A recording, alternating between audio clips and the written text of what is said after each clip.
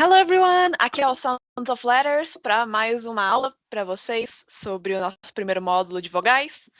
E antes da gente começar o próximo conteúdo, a gente vai falar revisar um pouquinho do que a gente falou na primeira aula de vogais longas, para vocês terem na sua cabeça bem fresco, porque esse conteúdo ele é muito importante para o próximo que a gente vai ensinar, que são as vogais curtas, e para acho que a matéria mais importante, assim, do inglês falado, que é o som schwa, que a gente vai ensinar para vocês. Então, ontem a gente falou sobre o aparelho fonador, né? Tudo que a gente precisa para produzir som e fala, que vai desde o nosso diafragma até o topo da nossa cabeça, tudo isso é acionado para a gente conseguir falar. E a gente apresentou para vocês também o equilátero das vogais. O que é isso? Que é a zona de emissão das vogais. As vogais têm passagem livre de ar. Contudo, a nossa língua é que manda nesses sons dentro da boca. E esse equilátero, ele ajuda a visualizar como que a língua fica dentro da boca, né? Se a gente está falando de um som posterior, quer dizer que a nossa língua é que está subindo daqui na parte de trás. Se a gente está falando de um som inferior, né? É a nossa língua subindo aqui na parte da frente, né? Inferior não, anterior. E se a gente está falando de central, está aqui no meio. E o equilátero demonstra isso, né? Qual parte da língua está sendo acionada, se ela sobe, se ela desce, se ela se desloca para frente ou para trás. E tudo isso influencia de como a gente vocaliza esses sons. E a gente também falou sobre o Magic E.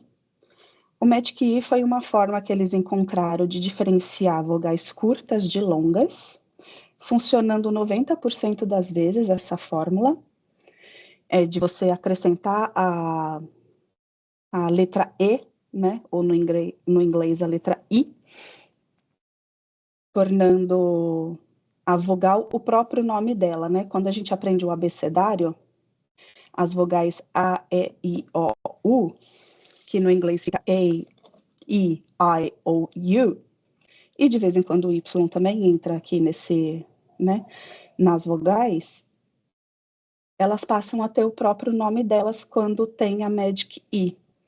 Então, a gente apresentou também esse conceito para vocês, exemplificou, por exemplo, hate e hat, né? Saiu o E, tem outra pronúncia.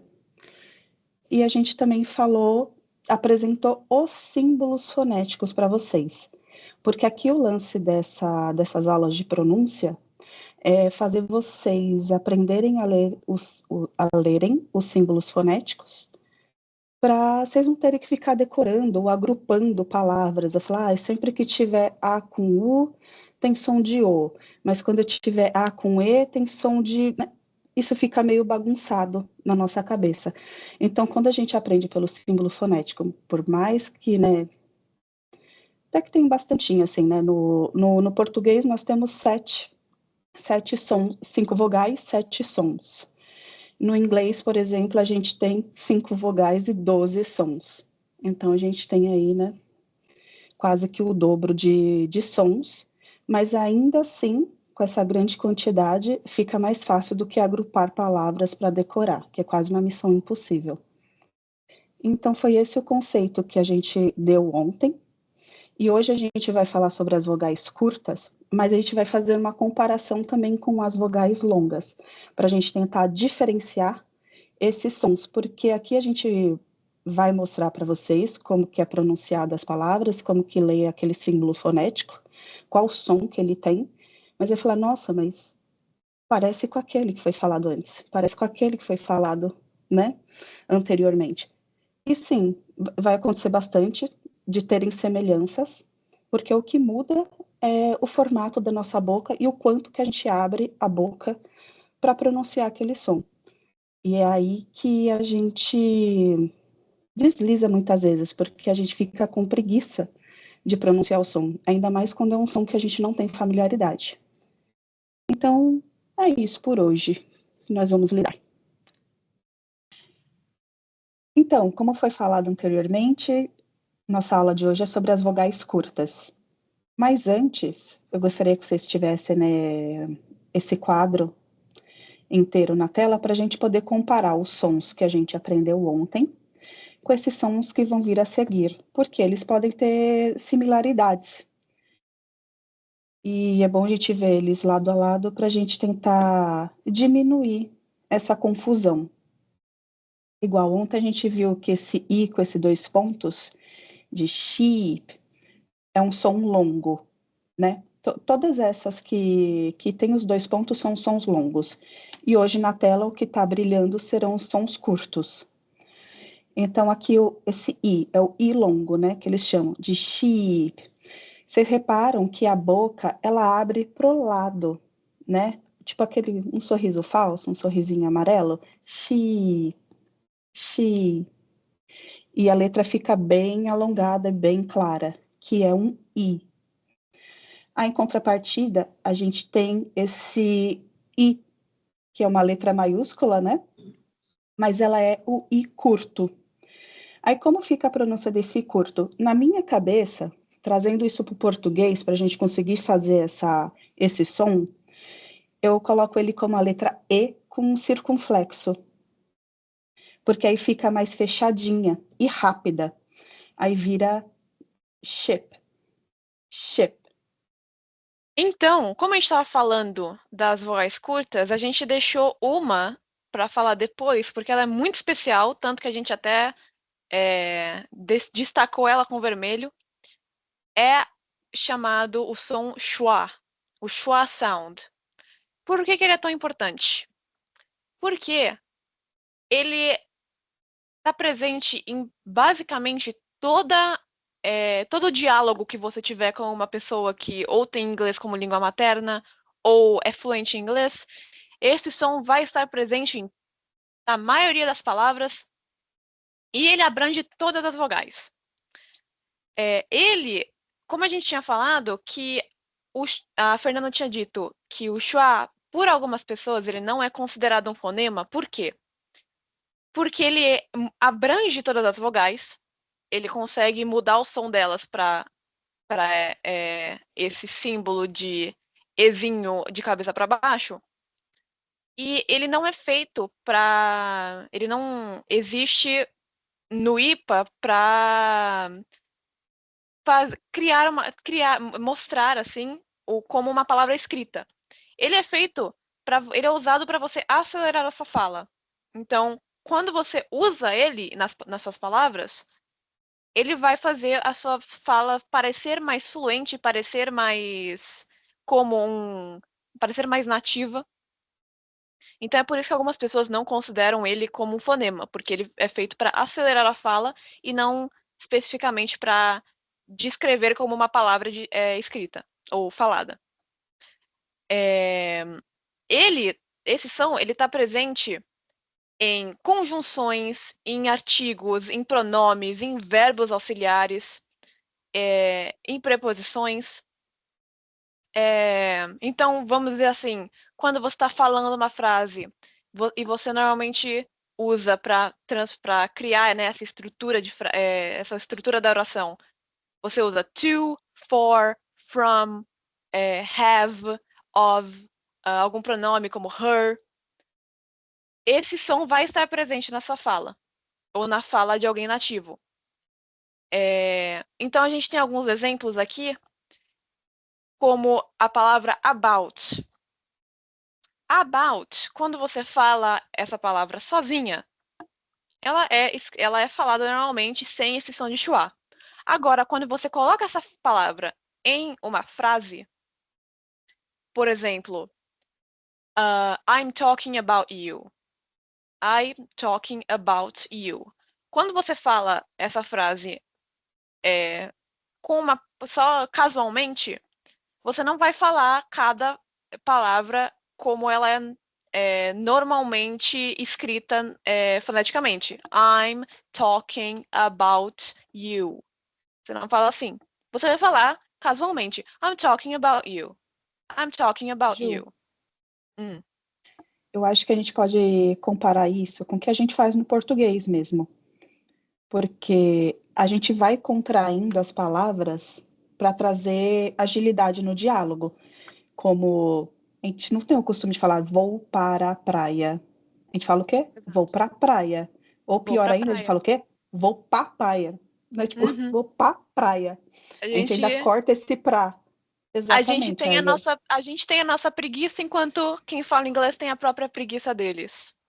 Exatamente. Só complementando aí e trazendo para o português para o pessoal entender que isso também a gente faz, esse fenômeno linguístico.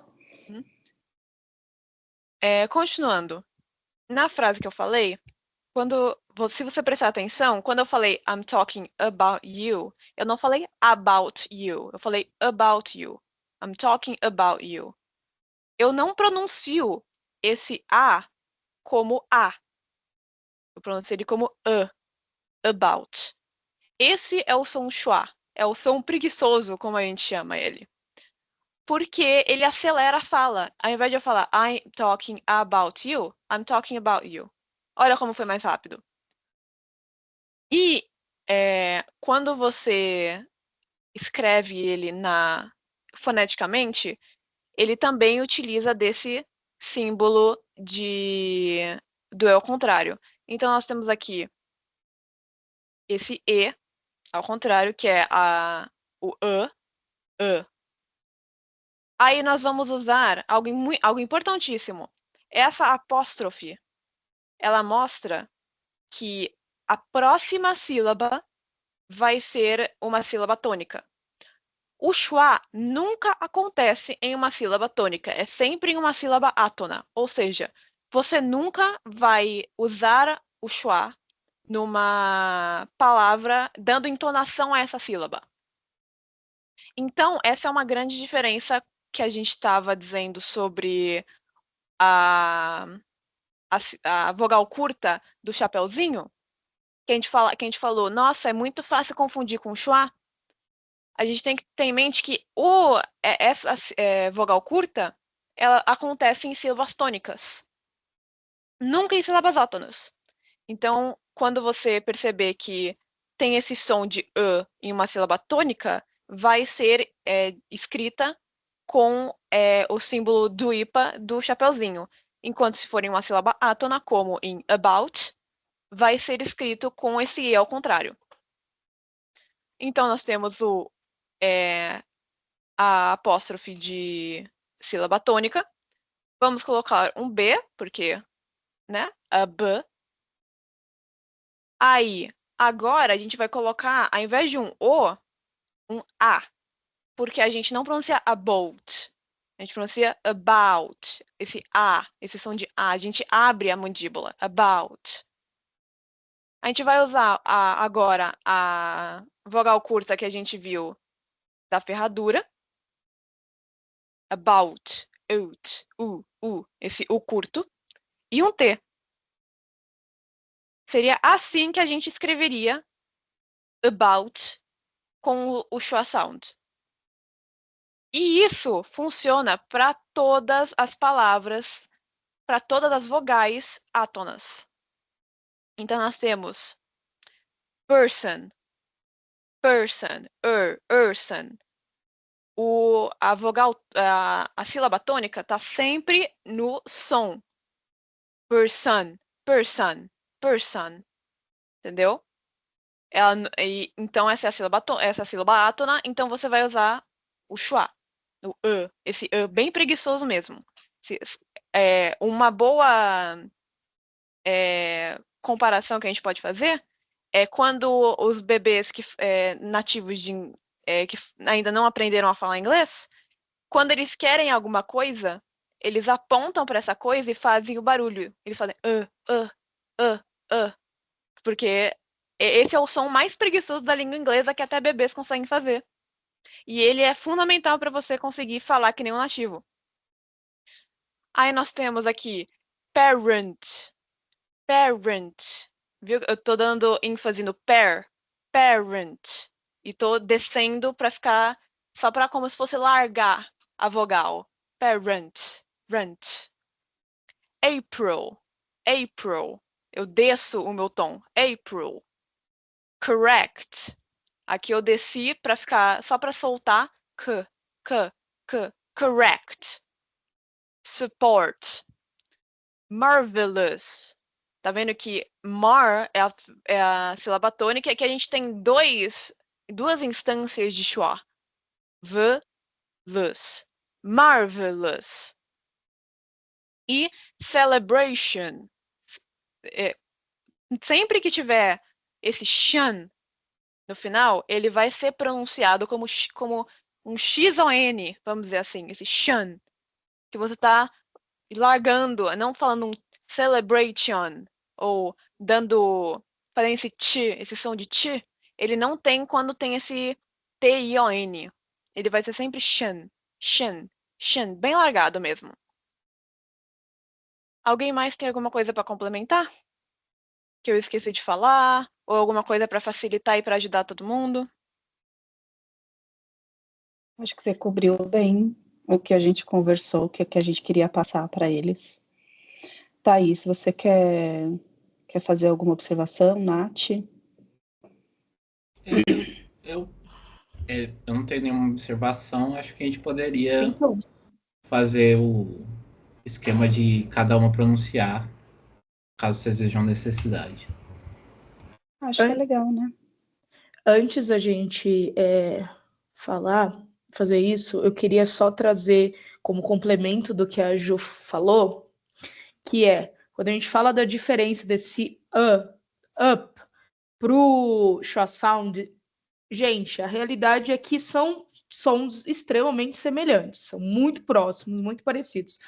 O que pode ajudar vocês a diferenciar é que, como o schwa sound serve como gap sound, que seria um som que se coloca ali para fazer um link entre uma palavra e outra, ou entre, enfim, componentes da frase para que ela fique mais rápida na sua pronúncia, é que o som, diferente do de up, por exemplo, ele vai ser, o som do schwa sound, ele vai ser mais rápido, ele vai ser mais curto, para exatamente fazer essa função de fluidez e rapidez na frase. Então, é uma coisa que pode ajudar para você. Desaparecer, né?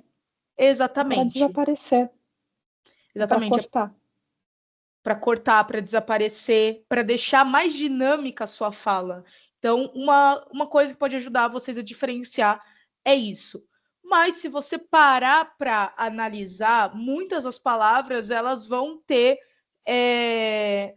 um som diferente quando faladas devagar, quando faladas rápida, que é o caso do schwa sound. Mas aí eu só queria trazer esse ponto aí que pode ajudar vocês aí nessa compreensão desse som, que é o mais comum e o que a Ju falou de cada um tem sua preguiça, pois é, o mais preguiçoso também da língua inglesa.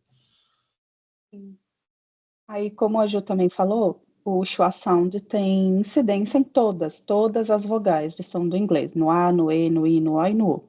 Por isso que a gente trouxe uma lista, né, exemplificando o schwa sound no A, no E, no I, no O e no U, e até um ditongo, né, porque também vai ter ditongo na língua inglesa e também tem presença de schwa sound no ditongo.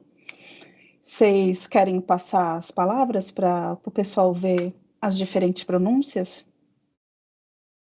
Então, Ju, você lidera. Uhum. Eu posso fazer o seu falar, slide. porque como a Thaís tinha falado, tem uma diferença entre a pronúncia da palavra por si só e a pronúncia da palavra em uma frase. Como eu falei no about como palavra sozinha e about como palavra em uma frase. A gente tem person e person. Parent, parent. April, April. Correct, correct. Support, support. Marvelous, marvelous. Celebration, celebration. Boa.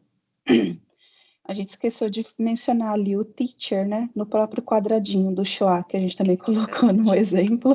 Tá tudo bem, gente. Gente, a gente trouxe vocês para uma roda de conversa nossa, tipo para um estudo, né? Isso aqui não é uma aula, é um projeto.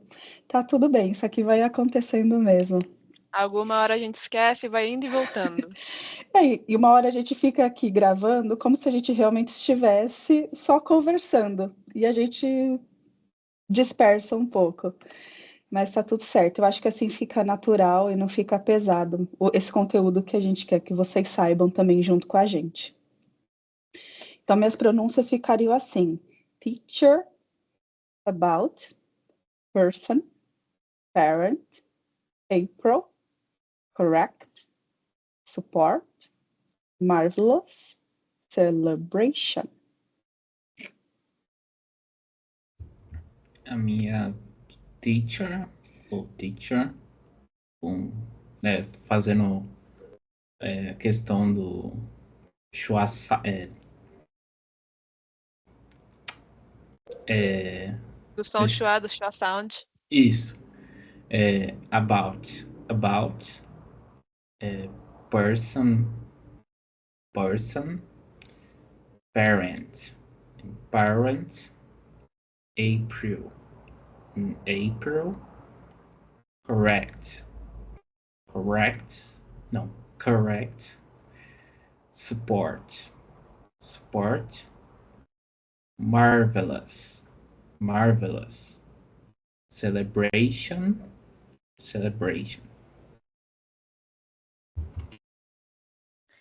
Ok.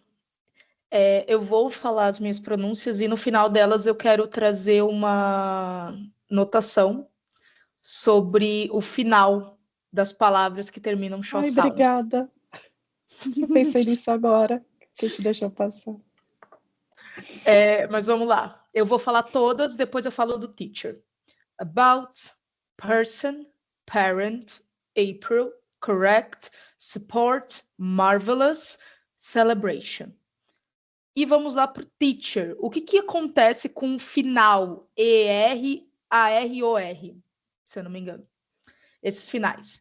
Eles têm incidência principal no sotaque britânico e no sotaque do Reino Unido, em alguns dos principais sotaques do Reino Unido, como, por exemplo, no RP, que é o Receive Pronunciation.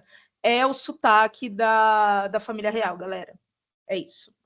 Para ficar mais fácil de identificar. O que acontece nesse final? Ele não é universal, ele é mais principalmente para esses tipos de sotaque. E aí vai ter um schwa sound no final. Então, para trazer um comparativo para vocês, o famoso water, water, teacher, teacher, daughter, daughter. Você também tem doctor, doctor. Tudo bem? Então, Sempre tem a omissão do R.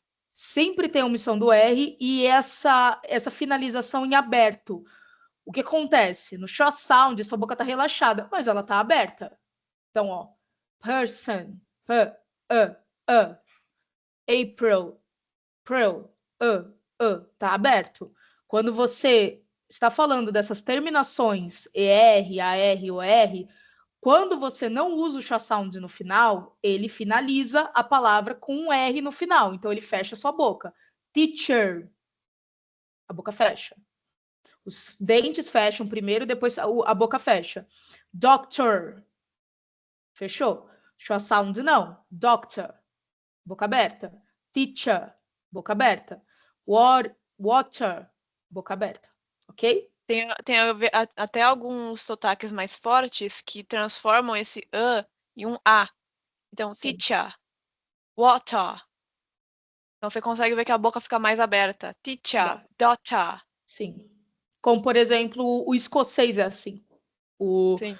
O escocês, né? O sotaque Scottish da Escócia, que é parte do Reino Unido, ele tem essa tendência a abrir mais a boca ainda e fazer um A no final.